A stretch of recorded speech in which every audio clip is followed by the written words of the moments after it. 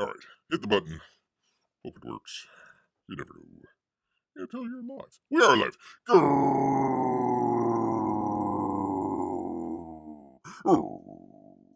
Greetings, humans. Greetings. And welcome back to another fun-filled episode of Bear here, 29-year veteran of the woods. I tell you what, people, I hope everyone out there had a great weekend. Enjoying it here, Bear himself here. A whole lot of new viewers on the last episodes. Want to thank everybody out there. If you checked out the video, do appreciate that. Hopefully you enjoy what Bear's doing here. You know, the entertainment stuff. Every once in a while, some crypto talk, yada, yada, yada. We hope you guys enjoy that. If you did, make sure you hit that thumbs up button. Bear would appreciate it very much. You know, it actually helps other people discover the channel. So the more likes the Bear gets, the more people actually come in. Yeah, we get to do all sorts of fun stuff. What is the topic? Asks Humphrey Bear. Well, I tell you, Humphrey. That actually probably a good time to kind of sit back here. We've got some new people out there. Bear tries to leave it down in the description there, so you can read it. The first line there, you can check that out. We also leave it in the Link-o-RAMA down there, all the stories that Bear's going to be talking about here, so you can check it out and read along with Bear if you want to. Otherwise, just kind of a general, variety show, a comic books. We're going to be talking about some campaign updates here from our good friends over there at Indiegogo. Some great books out there you want to check out. We're also going to do some Disney Star Wars. They have no clue what they're doing over there at Disney. That is the reason for the title out here today. So there we go. No clue. That should give you a clue here. There you go. Old Kathleen Kennedy.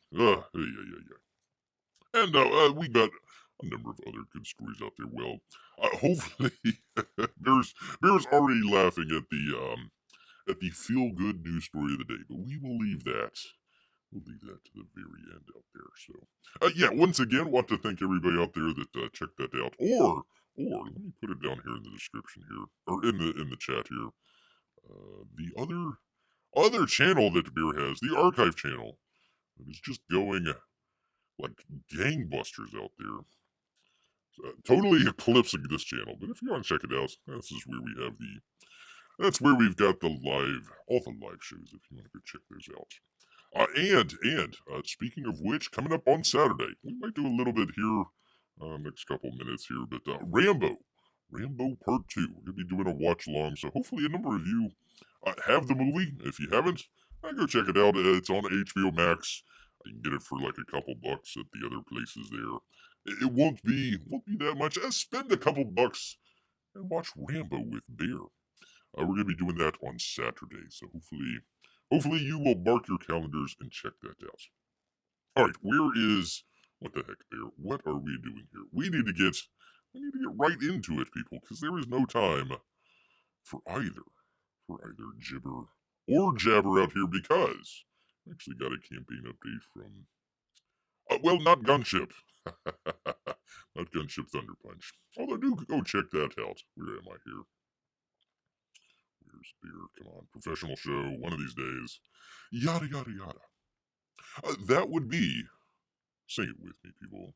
It would be the ghosts. The ghost of Matecumbe.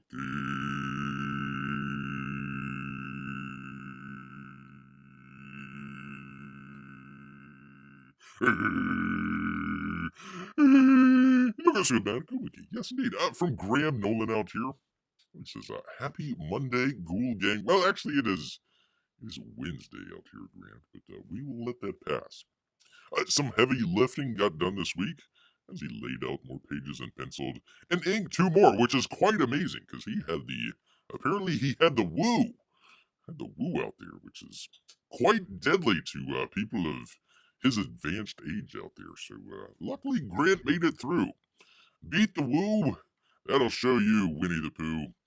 That brings the total of finished pages down to 22. Not bad. Greg dropped a couple more finished color pages into the folder as well. You can see one there. He has one of the coolest aspects of working in the comics is the collaboration you do with team members.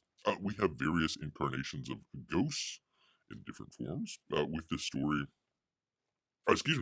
the story, and they need to be rendered differently. Greg brought this to my attention. We've been ironed out just how we're going to would be done. Greg came up with some amazing answers to our problems that will not only look cool, but add clarity to the storytelling. Yeah, it's going to be clear because you're going to look right through that ghost. Right through the ghost. That's nice. There's one. There's another fella there. There we go. Pretty cool. He looks like a Ghost Moses. Ghost Moses. What he? Well, I guess many of the Jewish faith end up in Florida there. So why wouldn't Ghost Moses end up in Florida? So there you go. There you are. And let me see if I've got this. Bear does. He does, people. A great little page here from Grant. So looking pretty good. Looking pretty. Oh my goodness! Look out! There's a ghost. Even the dog is running. The dog is heading to the woods.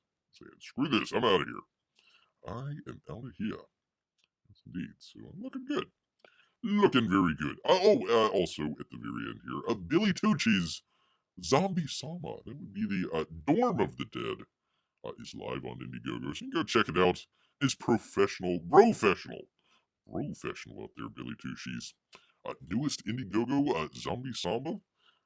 World has survived the pandemic. Beer blamed, actually, Billy Tucci for releasing the Woo, along with the what was it? The World Economic Forum and a couple of the other Bilderberg Gate or something like that.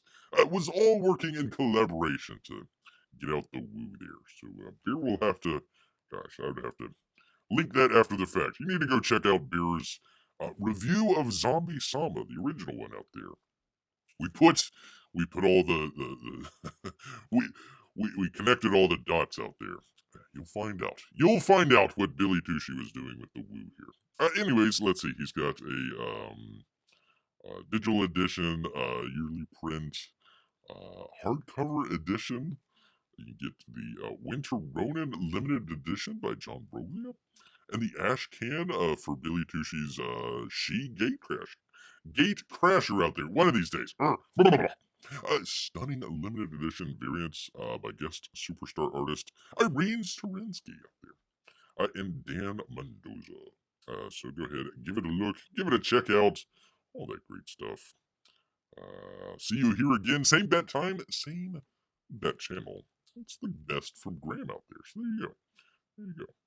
And the page too. I forgot to switch it back, but anyways, there we are. There's the page. And there's the stuff for Billy Tucci's Zombie Sama out there. Samba. Kind of ended on a cliffhanger, the last one. Ended on a cliffhanger, so you gotta find out what's going on here. There you go. Anyway, some good stuff there from both Grant and possibly even Billy out there. Although he didn't get Bear his head sketch, still kind of ticked off about that. Anywho, moving briskly along. Bear's anger aside here. We've got some other stuff here. That would be from oh gosh, Eric Newtowski. One of these days, Beer. We'll figure it out here. He says, "Help Shadow Sentry. Keep climbing. Gotta keep climbing." Much like Beer. Greetings, is it Centurions? Centurions. Shadow Sentry origin is slowly edging up on 13K. It needs to do better than that. Come on. The next stretch goal unlocks once we hit 15K. Be a physical backers will get this awesome 6 a.m. Comics die cut sticker of Hopscotch. So there you are. There she is. Looking pretty mean there in those boots. Those boots are made for killing out there. She's only got 3 fingers though for some reason. I'm not sure what's going on there. Maybe there's a hidden finger somewhere in there. He's also got original art up for grabs. This week is the Ragatelli Jam piece by Shelby Patterson and himself. Shelby's lines and his inks on 11 by 6. Let's get to it. Why are we talking about it? There we go. 11 by 17 on thick card stock. My inks over blue lines of Shelby's pencils. So there you go. If you want some art from Eric Newtowski, you better get right on it. There we go. Also, I got in the mail some 11 by 17 metal prints with a regular cover by Clayton Barton. Pardon me, people. Some of the sushi's starting to come up on here. There we go. There it is. Colors by Carbon Graphics. These are so cool and oh so shiny out there. Check it out. The small comic size versions are also on the campaign. So if you want one really big and really shiny and really reflective out there, that would be the one for you. In fact, you can see it in the photograph there. It's definitely shiny out there. Anyways, thanks so much for backing. Let's keep climbing. Let's at least get it over 20K. Come on, man. Get it together here. For hopscotch, one of Bear's favorites. One of Bear's favorites out here. Great to see Amy. Great to see Amy here. Glad to have her. And probably Melissa along as well. Let's see. P-Money says, glad to be able to visit a bear. Here, the only way I know how to visit a bear without the risk of getting eaten. That is true, P-Money. That is. It's still on Bear's mind. Still on Bear's mind. It just can't quite come through the USB port just yet. Kind of like, what was that? Was that the Ghostbusters movie or something where it came through the electrical lines there? There you go. Anyways, you can check it out. You can get a. What is this? A sticker? Some sticker. Yes, there we go. That's a die cut sticker, not just any cut sticker. It'd be a die cut sticker. There you go. With her boots boots of anger out here, I suppose. Anywho, that is Shadow Sentry up there. Go check it out, people. Some good stuff out there for you good people. All right, let's see. Where's Bear? He's got the thing. Oh, this is one you people would not. I can guarantee you will not believe. Bear didn't even believe it. Bear's like, no way, man. That can't happen. That can't happen, man. That's just not even gonna happen. We're talking about Cecil and Cash Grab here. He says, let's go. Cash Grab is shipping? No, that can't be. That can't be at all. That's got to be a misprint of some kind. Maybe shipping back to the printer for some more work. After some misprints and numerous delays, the books have shipped. I still don't believe this. I still have a hard time believing this. But there you go. There's photographic evidence of a book of some kind called Cash Grab. Not sure if it's the Cash Grab, but there you go. And poor John, we'll skip past that one there. A Cash Grab there. So there you are. That it could possibly be shipping to a location near you. Probably not. Most likely not. But there is always the possibility. Always the slim possibility out there of somebody getting Cash Grab. Still don't believe it though. Still don't believe it. Let's see. P-Money says, hey, Amy, my family is eating popcorn, and my kids are watching SpongeBob. Oh, that's cool. And eating popcorn as well. There you go. Let's see. Amy says she thinks that Melissa is looking for her phone. I hate when you lose the phone. Melissa, hey there. Hey, Lindy. Good to see you there. It must be an internet myth. This is true. This Lindy hit the nail right on the head there. It is an internet myth. We're never going to get Cash Grab, people. Come on. Let's not get our hopes up of, oh yeah, we're going to get Cash Grab and shipping. No, you're not. Come on. Let's not fool the people out there. Don't fool anybody out there. All right, moving on to books that we might actually get. Wraith of God. Yes, indeed. He is doing an update here. Do it here. Hey, everyone. Hey, Aaron. T-shirts are being shipped out, and I'm currently drawing pages 38 and 39. That would be a double-page spread of the Wraith of God Blood Hunter story. And we can check out page 6 in just a moment. On an unfortunate note, Gabe.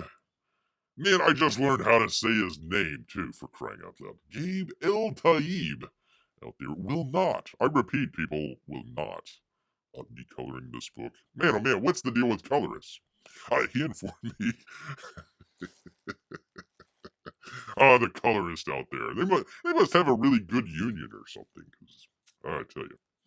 He informed me that he was unable to meet the deadline of the book and gave it the attention it deserves. Probably because he's working on the what is it called? The something American, like truth, justice, and the American way, or something like that. Anyways, that book, that's a whole other situation there. But Gabe El Taib finally figured out his name, how to pronounce it, and he's not going to be coloring the book. All those language classes that Beer took, completely down the drain. He informed me that he's unable to meet the deadline of the book we just talked about. But the good news is, after a lengthy search, he's secured the talents of one Omi Relente Jr. out there to color the book. Did I pronounce that right? Remelente.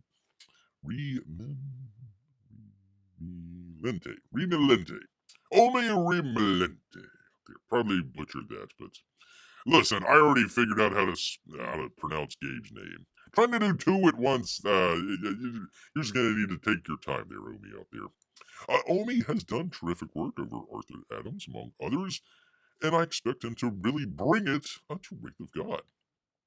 I should have some color pages to share soon. Also, if you missed out on getting the original Wraith of God graphic novel, pardon me here. Your time is at hand, people. He'll be launching a second printing campaign on Thursday of this week, and it supports, people, a brand new cover out here. There you go. And the campaign features many nice add-ons that are all limited in supply, so to back the book early and back it often, people. I thank you all for your continued support of this great project out there. There you go, some good stuff. And what was this page 30? Pardon me here, people. Page 36. Let me grab a drink.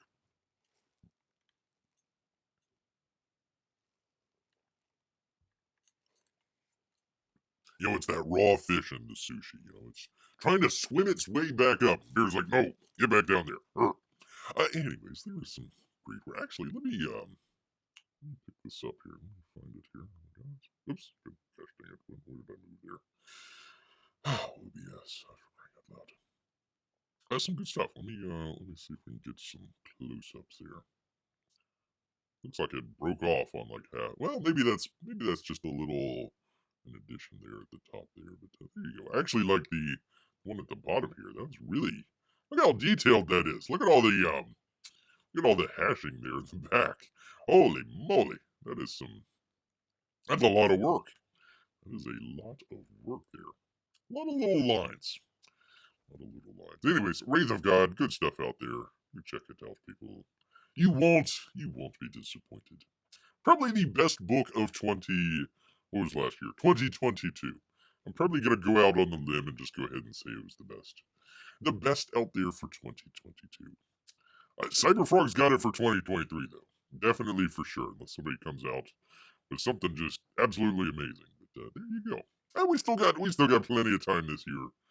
But Aaron doing some great work out there.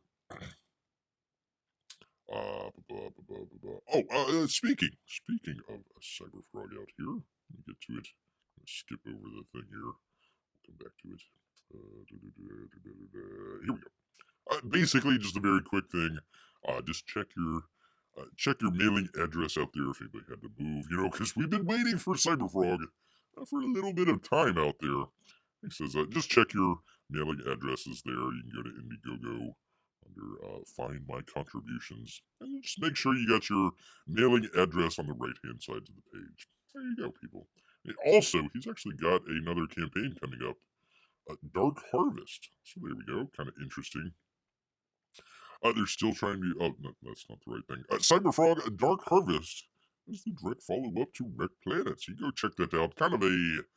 What would you call that? Kind of an interim between the two books there.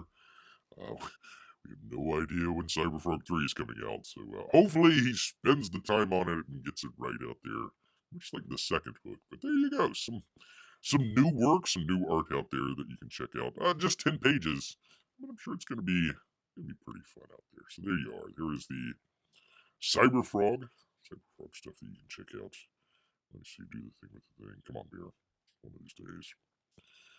One of these days, we might actually do a professional show. Not today, though, people. I hope we're not going to give up anybody's expectations out here. From Narwhal, a new campaign launches this Sunday. I just said that, Narwhal. Cerberus, a Narwhal joint. A big graphic novel that feels like watching a movie. It does. I would say a lot of people will sometimes complain about Narwhal's sort of artwork and everything. It's very fluid. I never feel like anything's very static unless it's specifically meant to be in the story or something like that. So yeah, all his stuff just feels like it's got motion. It feels like you're watching a sort of European animation movie, but you're just seeing the one frame rather than the entire animation or something like that. Let's see. Watching a movie that encourages being read in one sitting. It's hard to pull off, but it works if there's nothing else like it. But if it works, there's nothing else like it. This one is extra special. He has a collaboration with master artist Monica.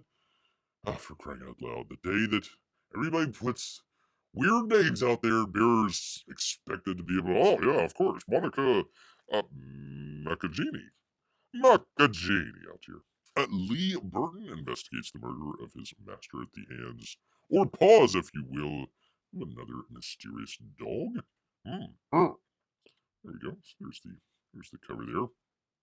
Keep an eye out and sign up below for the secret perk. Yada yada yada yada yada. So there you go. Pretty cool. He's got kind of a short video of this on his channel, so if you want to check that out. Just the two dogs, I think, that we're talking. It's kind of interesting out there. And also, we are actually talking about this last time. We're actually talking about it the last time. The poor girl with her arms here. Also, along with it, I think it's part of the same. Come on, bear. Same campaign out here, but this Cerberus book, Cave Slave out there with her extra long arm. That is coming, I believe, in the same campaign. Let me scroll down. Also launching with Cerberus. Oh, as a bonus book, is the #1 floppy for Cave Slave. There you go. So not only do you get a fun dog book out there, you get a fun cave book out there as well. There you go. I'm trying to figure out. There was somebody else, and it was in one of the previous campaign updates here. I don't recall where it was at. I'm trying to figure out who was drawing that. I don't recall right off the top of Bear's head. Try and put something. Let me see. Hold on one second here, people. I want to get this right. Want to be accurate, people. Hold on. Talk amongst your shells. Let's see here.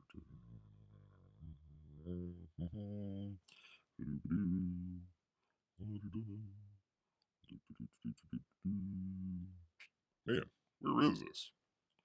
Where is this thing? Okay, it's got to be here somewhere.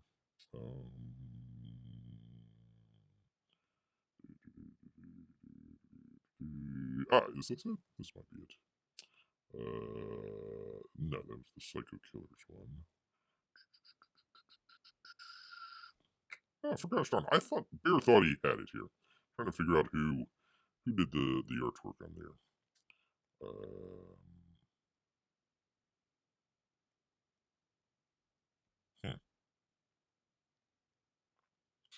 It doesn't say. Von Klaus did the story. I remembered it was Von Klaus, but I couldn't remember who was doing the artwork for this. I don't know. It might actually be the artist that he's working with there. Anyway, Monica Macagini up there could be that, but Beer's not certain. Let's see, does it say on here? It does not say on here. Anywho, people. Anywho, after a long ado, there you go. Check out the Cerberus book out there, along with Cave Slave. Cave Slave. Bear feels like a cave slave sometimes. Oh, there we go. There's the big book there for you people to check out. Some good work. I mean, I tell you what, Narwhal just gets better each time Bear checks it out here. So there you go. It's good stuff. If you haven't gotten on the Narwhal train, now is a pretty good opportunity. There you go. Let's see. Amy says the fish in sushi doesn't need to be that raw. Well, potato out here.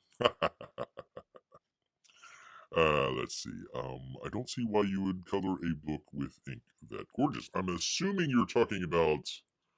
Let me go back to it. I'm assuming you're talking about the Wraith of God. Bear keeps mentioning, artists out there. Hey, just go ahead and release like an artist edition. I think that might be pretty cool. I just have it with the black and white. Don't even have any dialogue or anything like that in there. Just kind of just the artwork. Bear felt that the Inglorious Rex book, a good book, just a lot of the time, Shane Davis, a lot of his artwork was covered up. He had a lot of exposition in that book, so a lot of it got kind of covered up. It's kind of distracting out there.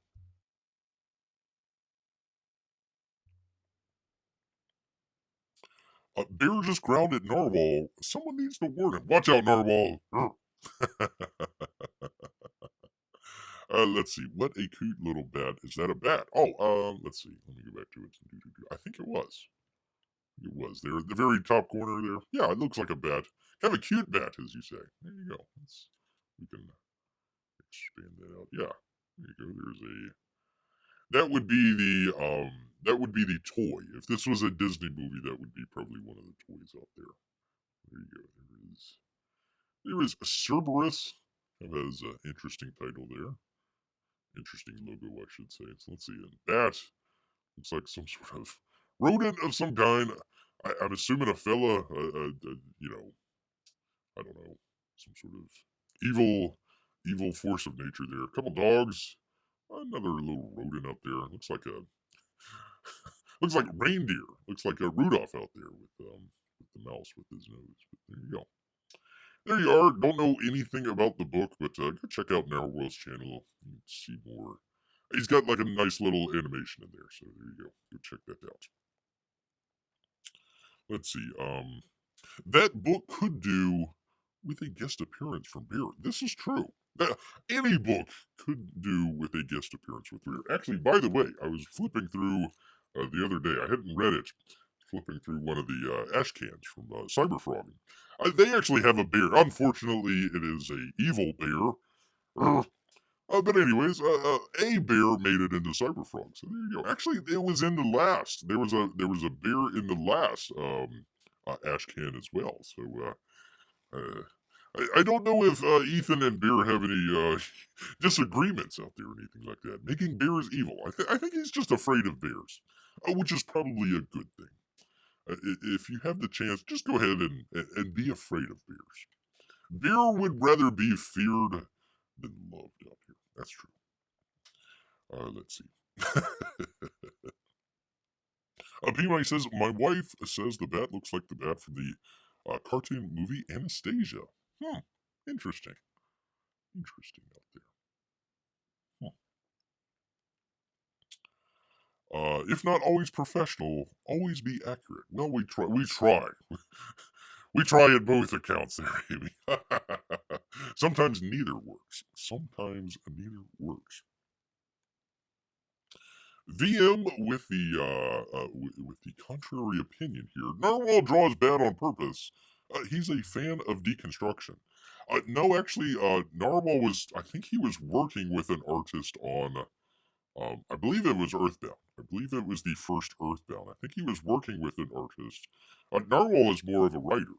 I think he was working with an artist. Something happened or something like that along there. So he ended up having to draw the book himself. So, you know, imagine Bear coming up with a story and then all of a sudden he has to draw it. It's like, okay, hope you people like stick figures because that's what you're going to get in this book. So, no, he started out. There was a lot of praise for Narwhal early on, believe it or not. I know a lot of people didn't get the first Earthbound, but Let's see, I remember RT Bear talking about it. Art actually had Narwhal doing his colors for one of his books. They had some issue came up or something like that. Narwhal had to drop out, but no, Narwhal's gotten better on each book that he's done. So he's always leveling up. Always fun. Not only reading Narwhal's book, but just the artwork as well. Kind of like a European animation. Um, Gosh, there was a old video game, like a side-scrolling video game back in the day. Some sort of like alien, you had you had a guy that was like abducted by aliens, and he was on like the alien home planet, some sort of French-made game or something. And that's what Bear is kind of reminded of whenever he sees Narwhal's art. He's like, oh, it's that sort of European, sort of animated sort of look to it. Some people like it, some people don't. So that's that's your business out there, man. Yes, indeed. Those are some gorgeous inks. Oh, thank you. I'm sure Narwhal would be thrilled with that. Let's see. Don't be afraid of comics, Bear. But unknown bears, be cautious. That's probably true, Annie. That's probably true. And also hide your picnic basket. Yes, yes, indeed.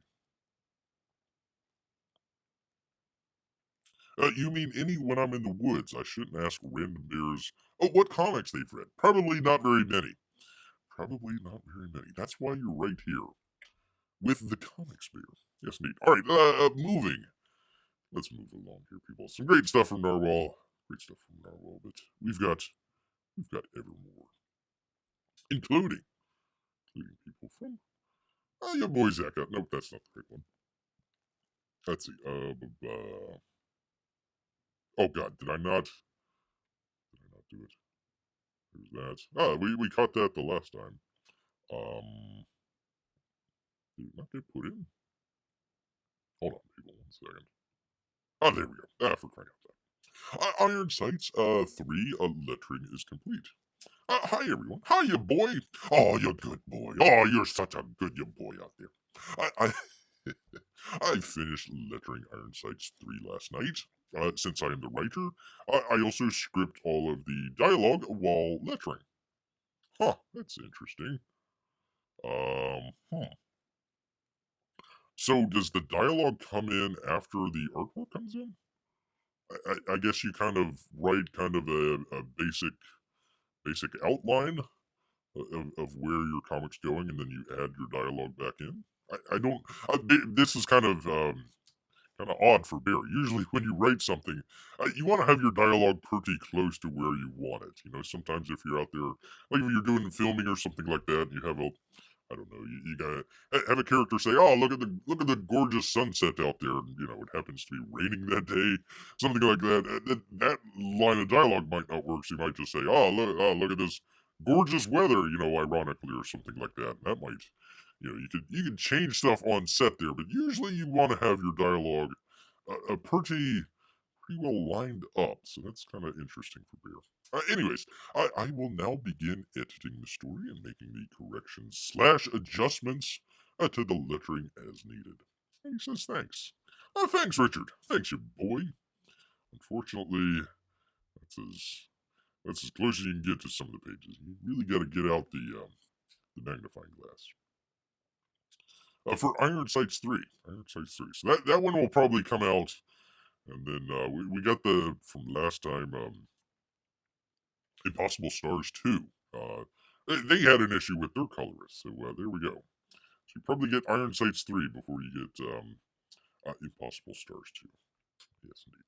All right. Also from your boy out here, he's got some work from Jawbreakers Forever. Let's see. He says, oops. Well, that is some beautiful artwork out there. Let's see. Nope, that's not it. Oh gosh darn it, where did I? That's not it. Did I not put it in here? I didn't put it in here. Just imagine, people. Just imagine. You don't have to imagine. You can look at this. Jawbreakers Forever, a line art is complete. Hi, everyone. Hiya, boy.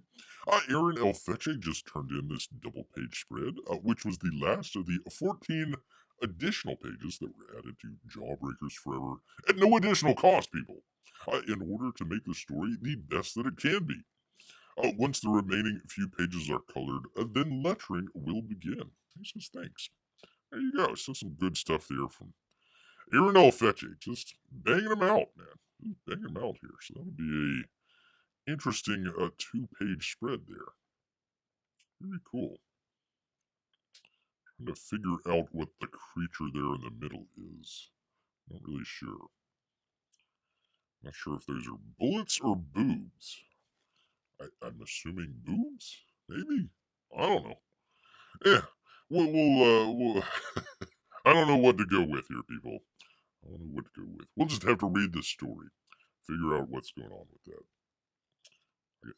You got like one guy off to the side, and you got another guy off to the side, and then you got some sort of interesting creature there with possibly bullets and possibly boobs. You can't tell. You just can't tell, people. Who's a good Zach? Who's a good your boy out there? Yes, indeed. All right. Anyways, moving along here. There we go. There is all of our campaign. I don't know why this one didn't come up. When you're trying to put all this stuff together, and you just never can figure it out. Never can. All right, let me get back to it here because we've got some important information here first. But I tell you what, before we get into that, I'm going to make a judgment call here, people. Make a judgment call here because we'll get into Star Wars stuff here in just a second. Here. But first, Beer saw this the other day. Now, normally people. Oh, let me bring up the good people out here. Normally, Beer doesn't try to do like religious stuff out there. Everybody's got their different religions that they work on and everything. Beer just worships the one true beer god out there. But everybody else got their own little different things. So why get into the middle of that when you really don't have to? But I tell you what, people, Beer came across this just the other day and was kind of blown away here. I'm talking about. Let's see, who is this? This is from the Catholic Culture. .org. Who is this? It doesn't give a author out here. But people, a short description of the history, significance, and layout of the Saint Joseph's table. This is interesting for Beer. It's an age-old Italian tradition. Saint Joseph was one of the most beloved saints among Italian Americans.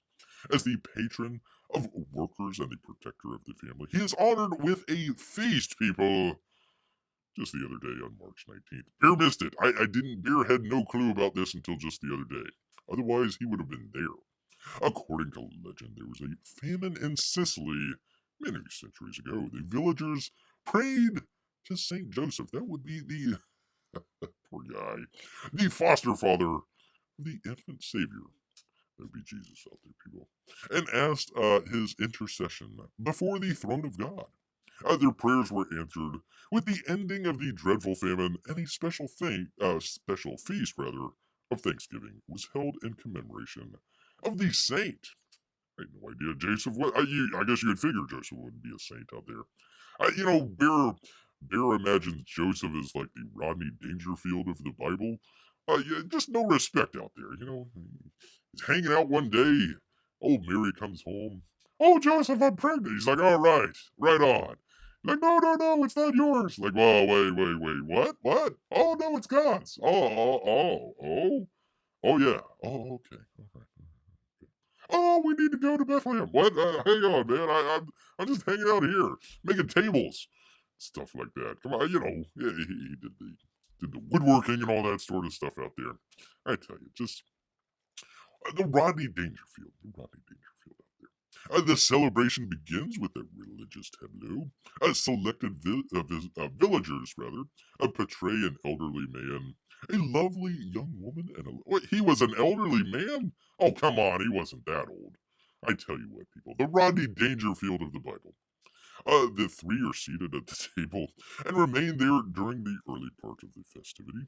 Others accompanying this holy family are 12 men or boys representing the apostles, and other children attired as angels. At the village, a priest blesses the food, and then the Holy Family is served first by the host and hostess. And this is the part that Bear likes the best here. All are free to come and go as they wish. The guest may eat what they choose and as much as they please. The festival lasts most of the day and well into the night. When all have been fed, they go on their way with thankful hearts, and they take blessing of the host and hostess with them out there. There you go. So some good stuff. Good stuff indeed.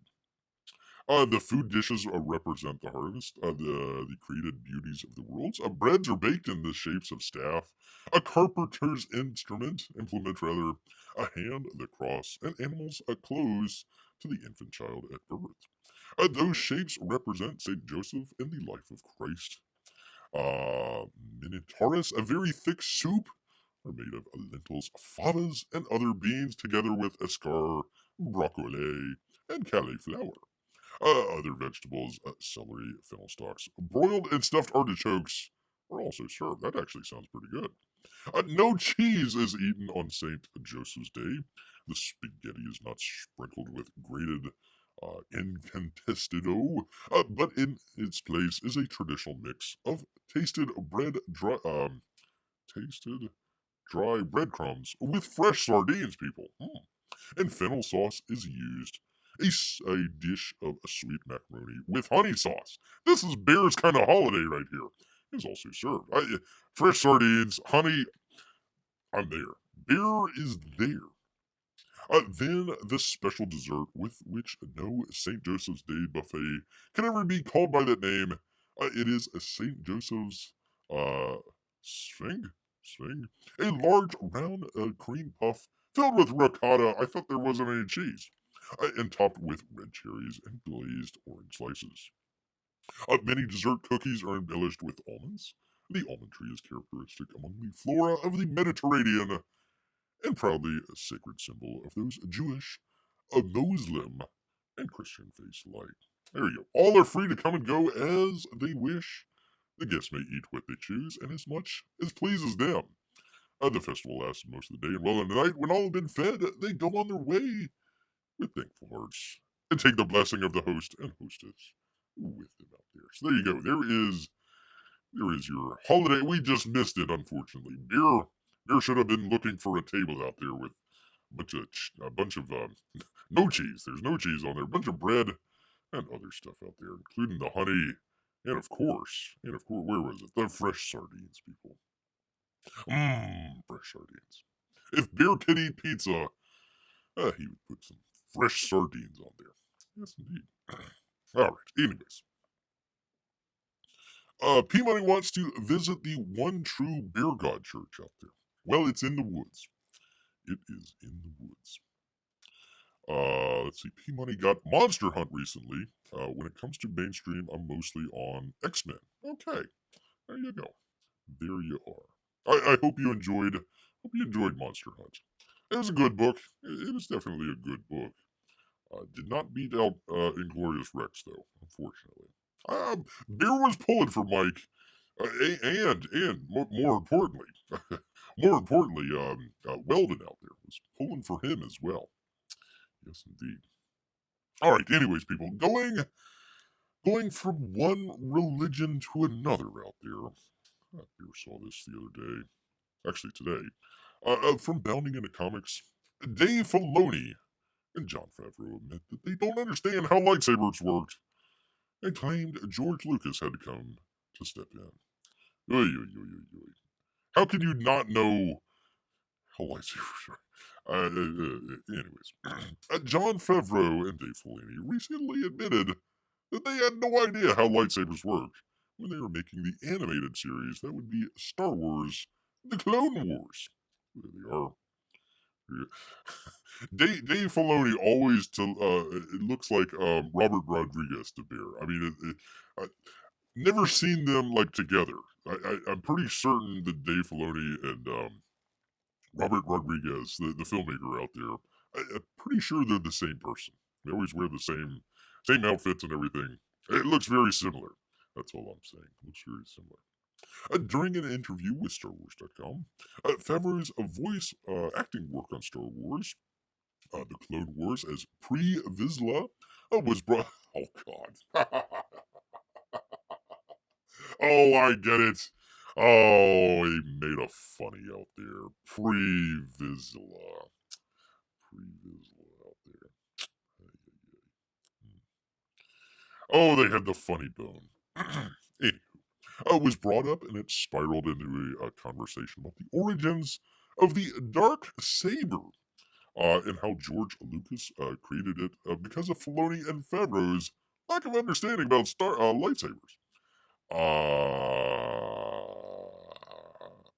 Let's go on. Favreau says life is weird how it all kind of looks in retrospect. Wait, hold on. Life is weird how it all kind of, like in retrospect, looks like it had followed.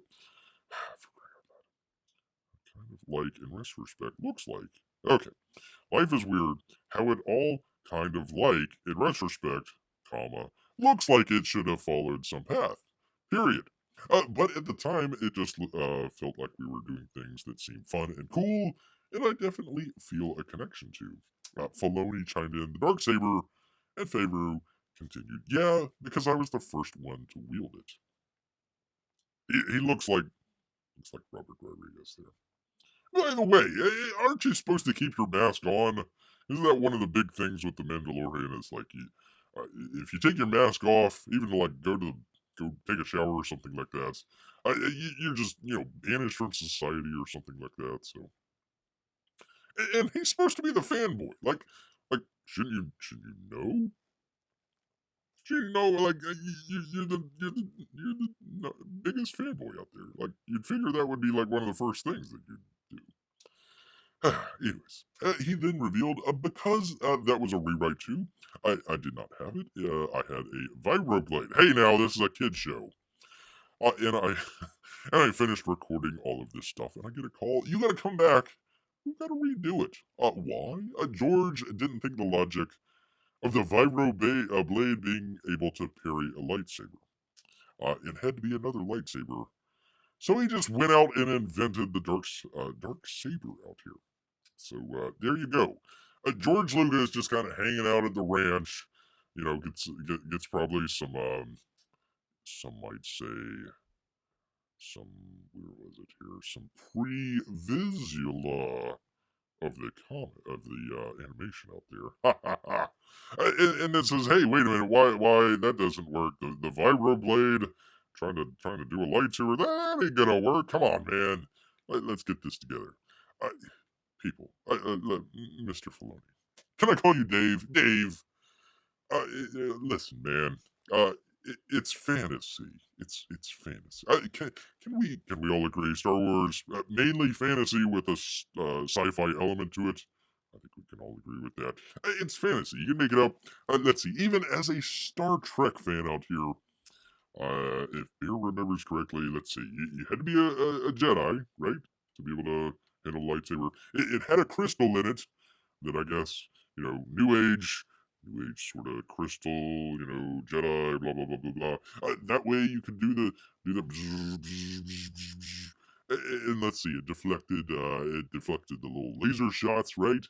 And you can cut through some metal, but it might take you a little bit of time or something. You can cut through a whole bunch of stuff there. You always kind of figure if they're on like these starships or something like that, they hit the floor. Did they like fall through the floor? I don't know. You can come up with whatever way out there, but yeah, it's not that hard. You don't need to call up old poor George, pull him out of whatever he was doing out there. Okay, what? A vibroblade? Nah, let's just do it. Let's just make it dark. We'll just make it dark. Bada bing, bada boom. That's people don't really say that George Lucas is a genius. He can come up with this stuff just like on the fly. Just like, guys, like, you guys are working at this for how long? Just call it a dark saber. We're done. Bye. I had to read the whole monologue to find out how it was found in the Jedi Temple. And all of this stuff he detailed. So there is There they go. Clueless. Completely clueless out here. Doesn't have a clue at all. Favreau continued. And I was telling my wife, and she's like, that's the coolest thing ever. He gets it. Yeah, because he wrote it. George Lucas, I mean. He's the one that came up with it. He gets. George Lucas really gets that Star Wars stuff. Yeah, you think? And it's like, oh, it's cool. This is great. And it became so cool that we ended up making it a whole TV show about it. So it was again George's instincts to know how something didn't sit right, and you people didn't. You didn't figure that one out. And the whole idea and how profound that thing is to the Terra Vizsla was both Mandalorian and Jedi. Those two are diametrically opposed warring factions. Favreau would go on to try and tie this story into the third season. We're all watching the third season of Mandalorian, right? Claiming the show looks at anomalies like the dual allegiance to the Mandalorians and the Jedi, and specifically noted they will explore the helmet dilemma. The dilemma on the helmets. The show introduced for the Mandalorians. Because you can't take it off, right? You can't take it off there. So there you are. There's your dark saber. Looks okay, I guess. Kind of like the look of the where were they? Pardon me, people. I kind of like the look of that because it does give you, even though there's this terribly looking shot out here, and we've talked about it before, you can still see the reflection off of their faces of whatever color their lightsaber is. That's kind of a cool. Or if like you're in a dark room like they are, it kind of brightens it up just a little bit. You can see 'em cutting through the door there, I guess.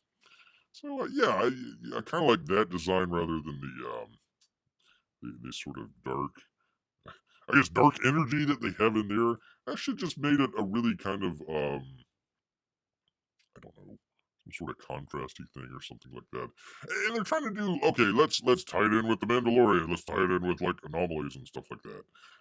No, just like, I don't know.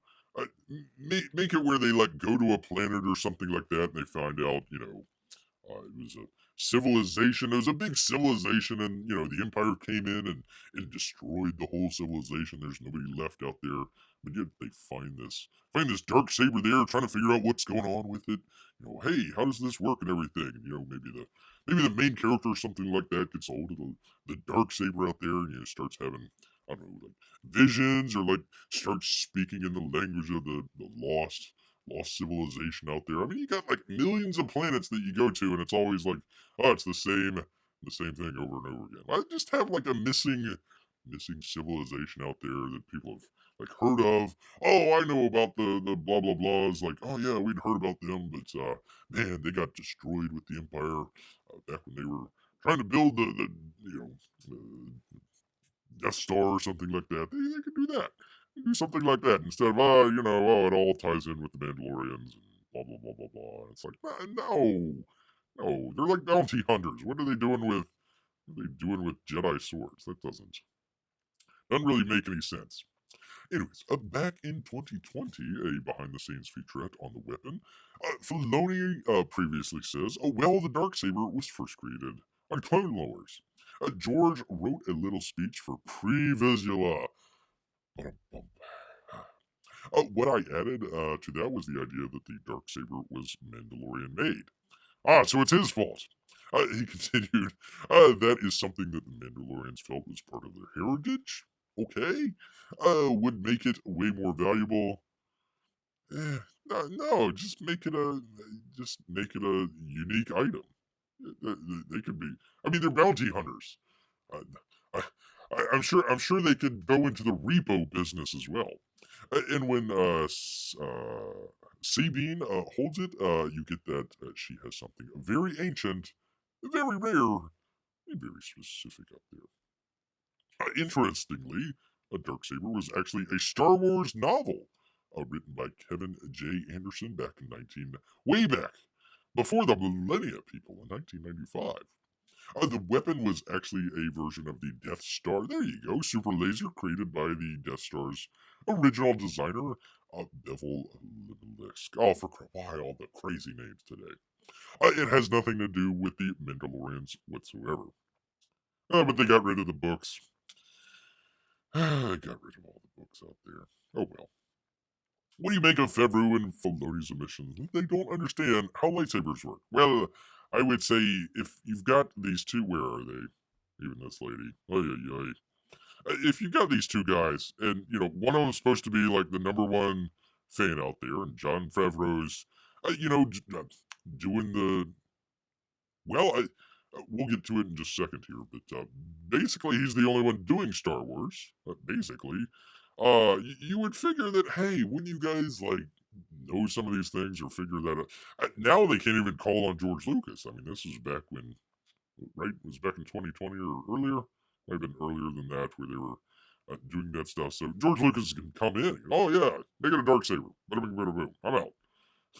Gotta go back to the winery or whatever he has out there. The ranch. The ranch. Is it Coppola? Coppola has the winery. Anyways, there you go. There you go. And by the way, speaking of Coppola, I mean, on the first film, which was probably the only film that they should have done, but whatever. The amount of talent that came in. Lucas made the first draft or two or three and was kind of trying to figure out, okay, is this going to work? The Death Star, all this other stuff. He had the brain trust of the past, I don't know, 50 years. Let's see, you had Coppola there, Brian De Palma. Steven Spielberg was the only one that actually kind of believed in George Lucas and thought it was a good movie. Let's see, who else? There was, I mean, like all the big names from back in the 70s or early 80s out there. They all took a look and took a swipe at the Star Wars script, the original one. And, oh, you need to do this. You need to do that. I think it was De Palma that said, "Oh, you got to do the scrolling text." There, he was the one that came up with that. So, you know, and today, who do we have? We got Roundhead Johnson and J.J. Abrams and the one guy that did the what was it, the Jurassic Park movies, and then did a horrible movie, and oh god, we can't have him doing the thing, so bring back J.J. Abrams, and then this brain trust here, where is she? There she is. Kathleen Kennedy. Oh yeah, let me get you your coffee or whatever the hell. Not anywhere close to the amount of people that put their IQs together way back when and came up with the original Star Wars. Now it's just petering out. Petering out. Speaking of petering out, Damon Lindelof and Justin Britt Gibson depart as scribes for Secret Star Wars pick. I'm done with the stinking names today. Some fella is still on board as director. Let's be Matt Grobar. Oh, I forgot to do. Let's see. Bending into comics. The great John F. Trent out there for the previous story. Let's see. Damon Lindelof. You probably know him from Lost. Did majority of the show there. Lucasfilm's a top secret Star Wars movie to be directed by, I'm assuming this fella. Oh no, wait, no, that's some other fella. Have lost their screenwriters Damon Lindelof and Justin Britt Gibson. That would be this other guy. A deadline. Can confirm. Details as to this film's plot are still under wraps. I doubt it's actually even a film. I bet you it's Kathleen Kennedy once again. Hey, I'm still relevant. Look at me. Though we understand that some fella remains at the helm. Oh, by the way, has anybody ever heard of this guy? Anybody ever know Obadiah Chenroy? I don't care if I got that right or not. Anybody? Oh yeah. Oh, he's in the movie that did. Remains at the helm, quote unquote. With further details on the project to be revealed next month, a Star Wars celebration in London. Why are they doing it in London? I thought they did it in like Anaheim or something.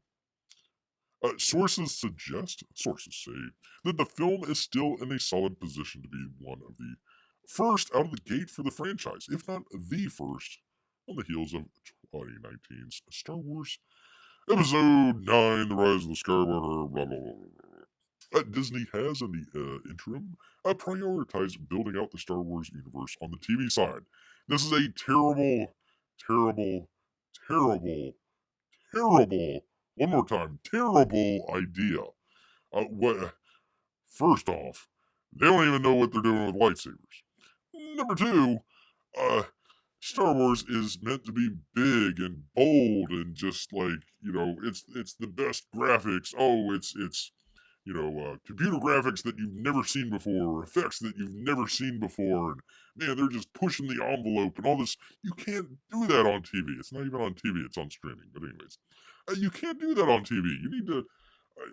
You have whatever it is, 8 episodes, 10 episodes, whatever it is of the Mandalorian. You gotta stretch that budget out. Stretch it out. Star Wars on a budget is a dumb idea. If you're not gonna put the money into it, don't do anything. Get rid of these two. Get rid of get rid of these two. Wait about 5 or 6 years, maybe 10 years. Get the bad taste out of everybody's mouth. And maybe at that point they'll say, hey, man, it might be about time for a Star Wars film. It's been a while. It's been since 2019. We haven't had a Star Wars film. And then maybe if you have a good enough director and a better script, we'll get into that in a second. Maybe you might have something. Not hit shows like The Mandalorian that are losing viewers instead of gaining viewers. The specific reasoning behind the departure of Lindelof and Britt hasn't been disclosed. The former hinted at the possibility in an interview with Slash Film earlier this month.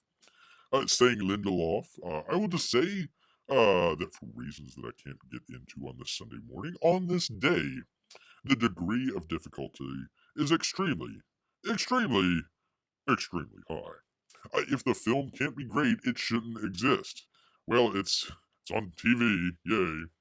That's all I'll say, because I have the same association with Star Wars as you do, which it's the first movie I saw sitting on my dad's lap at 4-year-old in May of '77. I think it's possibly that sometimes when you hold something in such high reverence and esteem, you start to get in the kitchen and you go, maybe I should be cooking, maybe I should just be eating. Well, I'll just leave it on this point.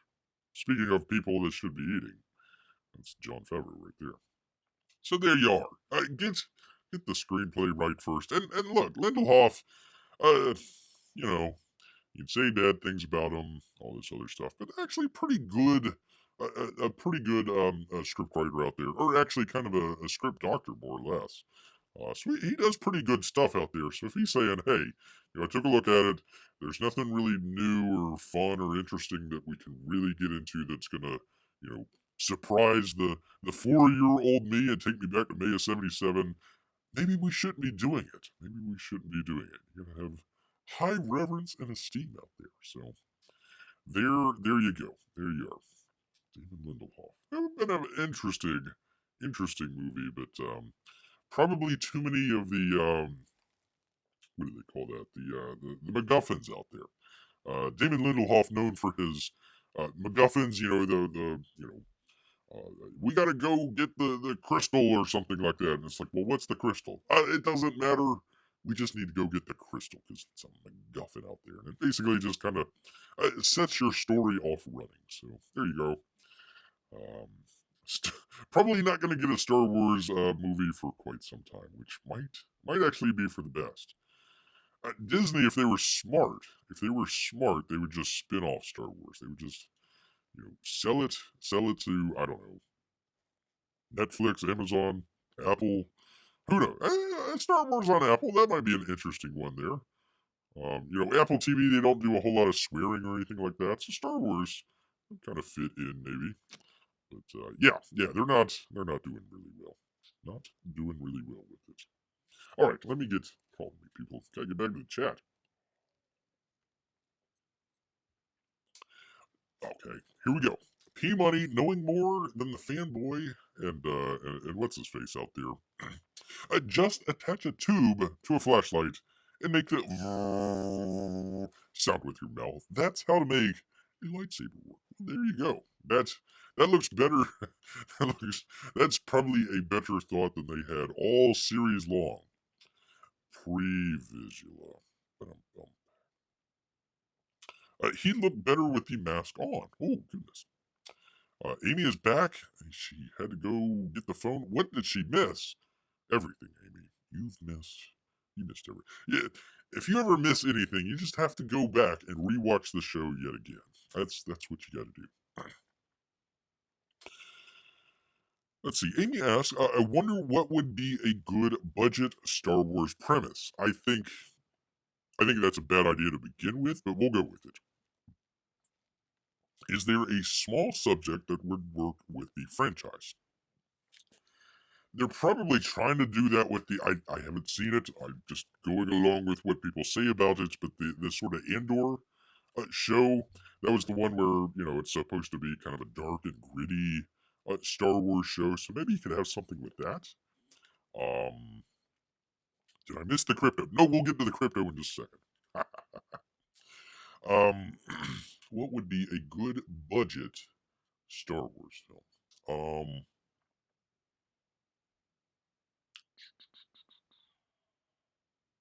Beer would have to think on that one.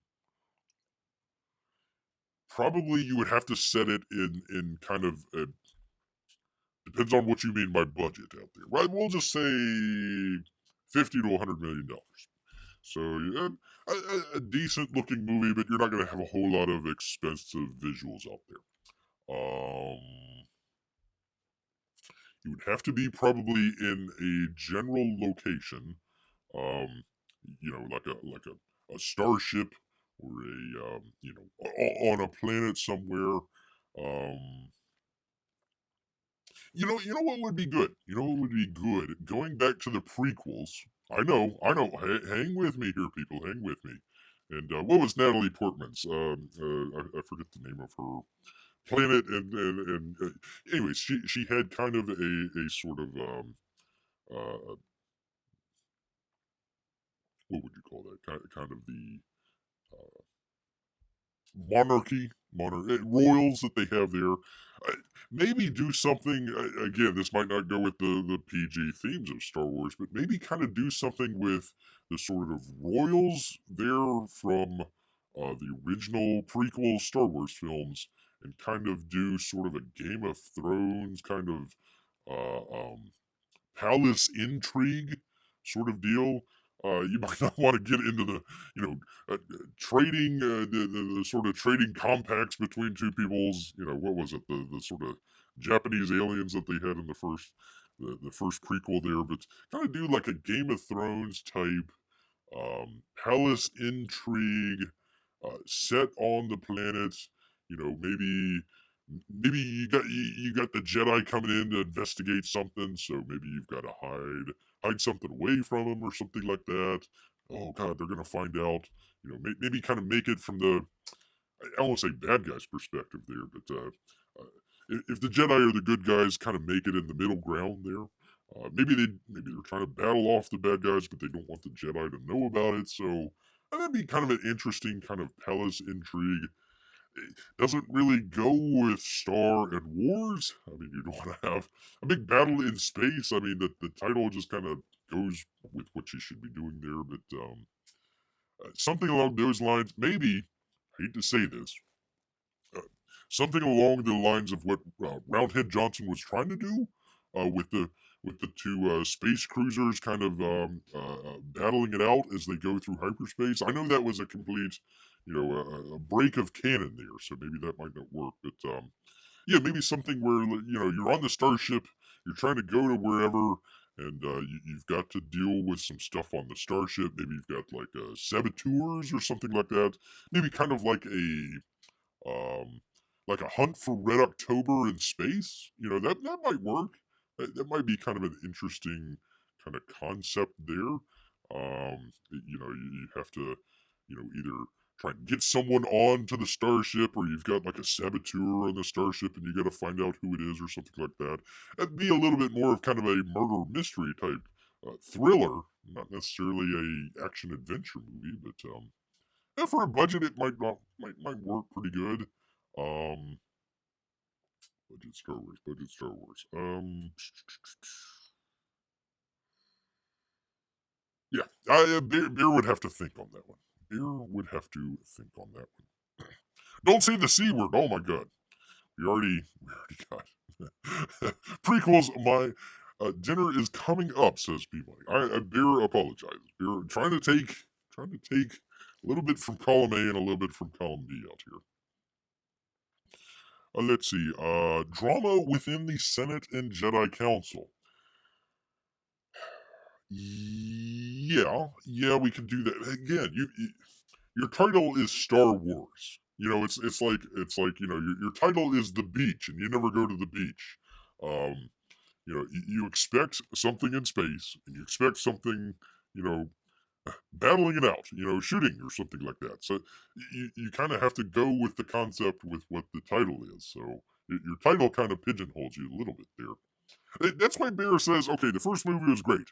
Everything after that, they were fine. The original trilogy, that was fine. I know everybody likes the second or the third film better or something. I thought the first film was a circle on everything. It had setups and payoffs. Your hero's journey, all that good sort of stuff. His mentor is killed. Sorry, spoiler alert. Mentor is killed, so he's got to come into his own. Doesn't feel like he can do it. Finally going around and I finally got this. I can do this. Blast away the Death Star there. So yeah, I don't know. I don't know. Mysteries are great stories that require smart writing over special effects. Yeah, but again, Star Wars is kind of synonymous with special effects, so you have to do something really different, and maybe you probably have to call it something else. Like you had like Solo, a Star Wars story, so you'd have to, you know, um, uh, Royal Palace Intrigue, a Star Wars story. So you'd have to do something a little bit different, I think, with the title there. That would be Beer's guess there. Yes, indeed. All right. Speaking of great scripts and stories out here. No, not the Flash. I promise you, it's not the Flash. From Bounding into Comics, JB Augustine out here. Grab a drink. Ah. Dungeons and Dragons, rather, Honor Among Thieves directors, explain why they departed the Ezra Miller's The Flash. Directing duties, JB Augustine out here. Directing duties on this summer's DC release, The Flash, passed through a few hands before landing in the lap of its director, Indy Oh, for crying out loud. What is the deal with the names these days? One duo tapped was the writer-director pairing of Jonathan Goldstein and John Francis Daly, who were well known for the Spider-Man Homecoming and upcoming Dungeons and Dragons movie.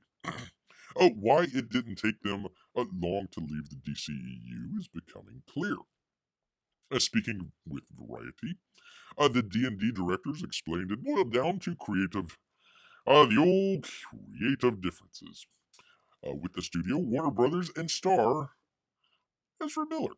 While the duo envisioned something smaller in scale, we were just talking about that, in street level, the actor and the Hollywood conglomerate felt differently. Possibly wanting a film more akin to the stakes and scale we're receiving in June. It was a number of creative differences that caused us, at a certain point, to decide that it was time to go. Daly began. His partner Goldstein would add, it felt like the powers that be aren't excited about making the same movie as we are. We're not going to win that battle, so it's better rather to cut your losses and get out of there. There you go. That would be one reason why. Get the hell out of there right there. Daly, describing their pitch, went on to say the idea was of a ground level superhero where it isn't entirely into the world stakes. He's just learning his powers and is also somewhat dysfunctional with his life. Well, enough about Ezra Miller. The more imperfect we can make the superhero, the better.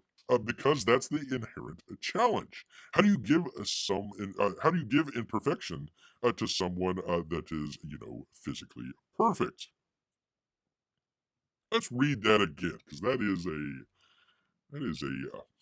a very very perfect thing right here.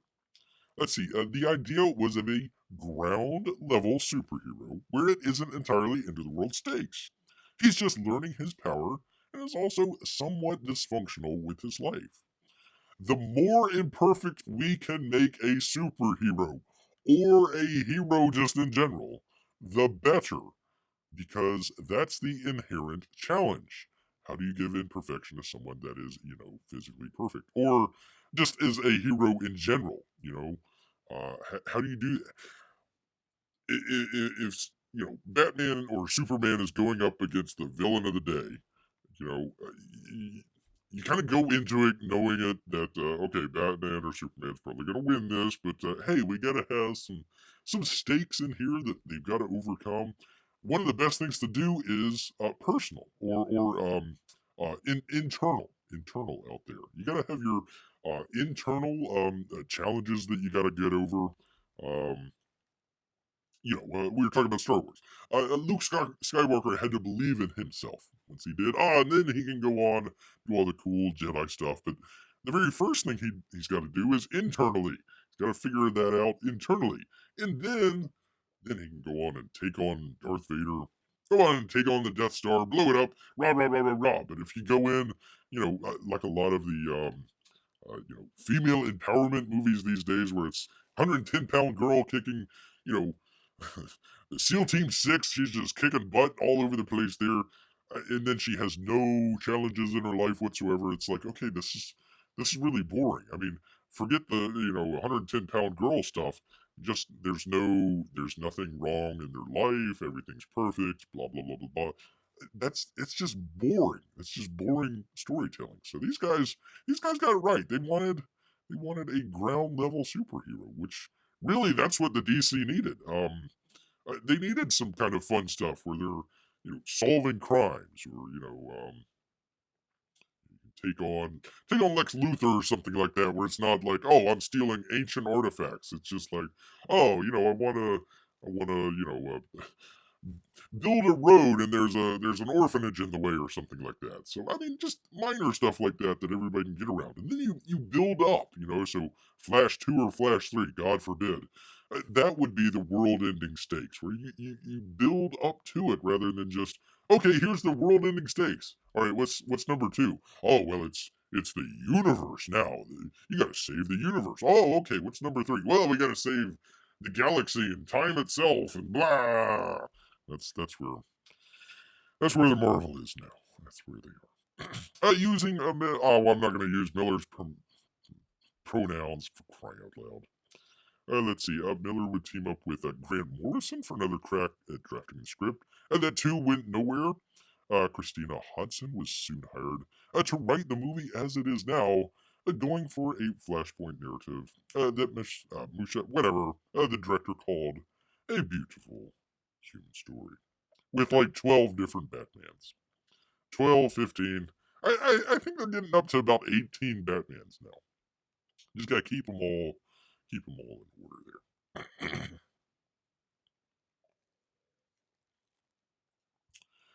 Well, his daddy had issues, said Amy. Oh, okay. Oh, Luke had daddy issues. That's true. That's true. And his daddy had issues. Man, oh man, that whole family was screwed up. Yeah, now that you think about it. Holy cow. Let's see. Lindy says, maybe this is going back to the Star Trek stuff. Maybe a side-by-side storyline showing Leia and Luke growing up on the two different planets. So a prequel to a prequel. Or no, wait. It would be let's see. It'd be post prequel, pre original. Man, that's a mind bender there. It's the same problem with what was the one? The Obi-Wan Kenobi show, right? So Obi-Wan Kenobi is like you never want to do like the third or fourth best thing that the character is going to do, right? When you're doing a movie, you want that to be like, okay, this is the best thing that they're ever, or worst, however you want to go through it, the best or worst thing that they're ever going to do in their life, right? And we're just viewing that. You wouldn't want to see, you know, um, I can't remember the character in Die Hard. John McClane. You wouldn't want to see John McClane go and delivering parking tickets. That would be kind of. It's like, okay, maybe you can get in a shootout with parking tickets. No, you want to see him go to Nakatomi Plaza. That's the biggest thing that he's ever done in his life. Forgetting all the other sequels. Same thing there with Obi-Wan. his biggest thing that he ever did, was to help Luke out and defeat Darth Vader, his former protege out there. That's kind of the biggest thing. So now in the TV show, he's like, okay, now I'm going to look at Luke. Okay, and well, we got to beat this other baddie. Yeah, but we know that we know that you win because you're in the movies later on. So that didn't. That's Bear's only complaint there. Who was doing that? Lindy. That's Bear's only complaint is, Luke, and actually Leia as well. Probably their best stuff was in the first movie. You can say the second or the third movie as well, but yeah, that's probably their best. Say showing, you know, I don't know, how Luke is growing up, and he had a crush on a girl, and she blew him off or something like that. Now he's got, infatuations with his sister or something. Yeah, it might make a good character piece, but again, we have the problem with it being called Star Wars, and you're trying to do something else with it. So there you go. You wouldn't have a World War II movie and watching about you know workers at an ammunition plant. It'd be kind of like, okay, this is a nice period piece, but it has nothing to do with World War II. We want a war movie, not a period piece out there. So there we go. Sequel to a prequel, a pre-prequel, a pre-prequel. Mind if we got a back shot of John McClane? She did ask for a budget idea. Hmm. Hmm. Well, there we go. There we go. There are. I mean, you can do plenty of budget ideas out there. Why am I on Batman here for crying out loud? I'm talking about Star Wars and I'm showing Batman. Go figure. Go figure. Is this Michael Keaton? This is Michael Keaton. Why they have 20 different Batmans, I have no idea. None whatsoever here. All right, people. Enough of this. Enough of this down drama blah stuff out there. No, we're not going to talk about crypto. We've got a feel good news story of the day out here, people. Bear's humor out there is, it's wide ranging out there. Sometimes the scatological humor out there, it could be funny for Bear, but not other people out there. So just want to warn people here at the very end. Just maybe a crude joke out here, but you know what? Sometimes crudeness is the bestest out here. From let's see, page 6 out here in Ian Moore. Fan poops in aisle near Hillary Clinton and Chelsea Clinton at Broadway show. Some like it streaming hot. Oh, it starts off like that. Page 6 hears that a serial pooper has been stalking the halls of the legendary Schubert Theater, and the last time they struck, a turd appeared in the aisle near Hillary and Chelsea Clinton. And some like it hot. A close source to the show insists that it was a regrettable one-off incident. But another source tells us that the theater staff said that the poop almost hit the fan and other performances as well. Last week, when Hillary and Chelsea Clinton were in the audience, the lights came up for intermission, and there were two human turds in the aisle. Oh, come on, that's not fair to Hillary and Chelsea out there. The insider.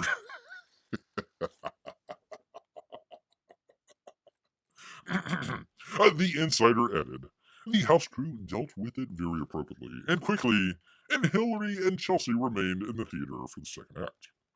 The mother-daughter power players, really? Did not respond to a request for comments, but they were photographed holding up the show's playbill and giving a thumbs up. At least it wasn't, number two. Source.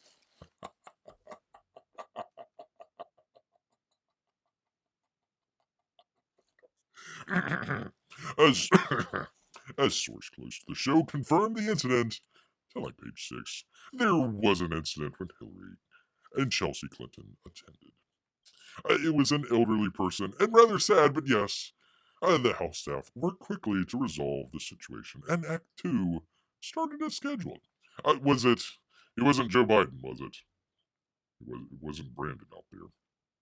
The first insider said that after the most recent incident, an eyewitness spoke to the house manager, who said that it was actually the fourth time it had happened. The mystery pooper out there. That would make a great Broadway show. The source wildly speculated there's someone who's either pooping in the aisle or serendipitously dumping that they smuggled into the theater. How do you smuggle? Let's not even go there. But another insider said that there's no alleged phantom of the Poopera lurking around, and that it was just a sad accident. And the show has been attracted VIPs, including Steven Spielberg, Martin Short, and Debbie Allen. Bo Derek? Bo Derek's still alive? Eddie Izzard, Hank Azaria, Kristen Chen. Is she actually a VIP? And more. A rep for the show did not comment on the alleged incidents that put the deuce in the 40 Deuce district.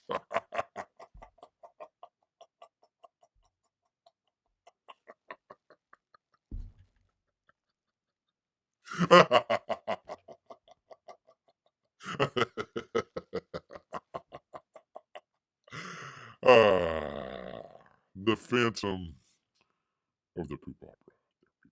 The Poop Opera.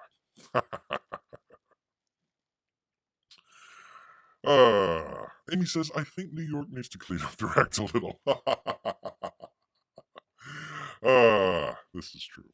This is true out here. The poop opera out there. What a bump. Oh, that was the feel good news story. We had to leave it on a lighter note, people. On a lighter note out there.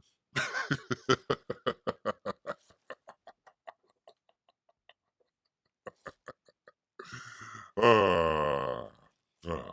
All right. Anyways, anywho, let's get back here. Let's get back here. We're having too much fun.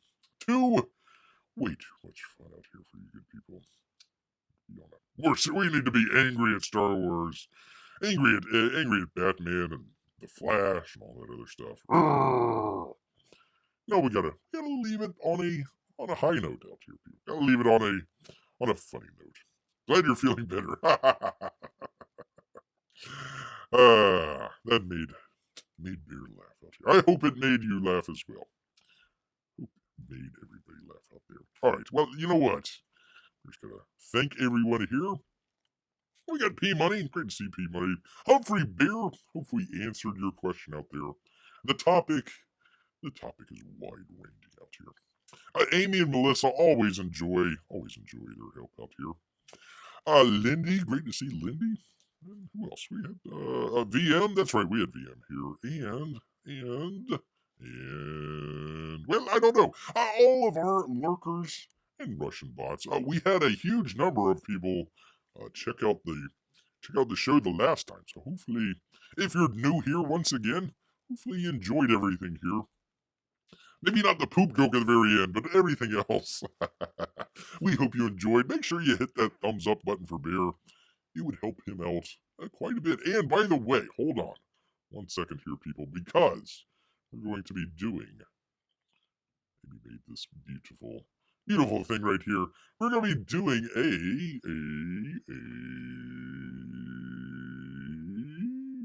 well, we'll just click on this one.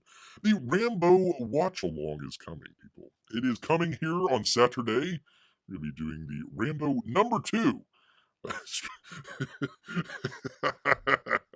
Speaking of #2, Rambo Part 2 out there. We're going to be watching along with that, promoting the Rambo comic book from your boy out there. And let's see, a number of other great folks out there. I think Kanan White was doing some stuff, a number of other great Alonzo out there, a number of great people, a number of great artists out there working on this book. So we're going to be doing a watch along of Rambo Part 2. Hopefully you've got the movie. If not, it's free on HBO Max. Some of the other places, it's a couple bucks or something like that. But we're just going to do kind of a. We were doing it the last time here. Let me just see if it'll come up. Oh, of course not. Oh, there we go. Just kind of. Bear can't show the movie, can't show the movie, so you're gonna be watching along here with Bear. So I would just kind of put up some of the good images out there. Speaking of the Death Star, unfortunately, Brian Dennehy lost out to portray the Death Star. It was very unfortunate, very unfortunate out there. They're trying to say Brian Dennehy was a large man, out there. He will not be in the second one here. But anyways, we're going to be doing a Rambo Part 2 watch along. Hopefully, many of you will come in, join us, even if you've never seen the movie. You can get Bear's take on it. So, once again, want to thank everybody out there. But you know what? All this talk, it's made Bear hungry. So he's going to head back into the woods. So until next time, people, grrr.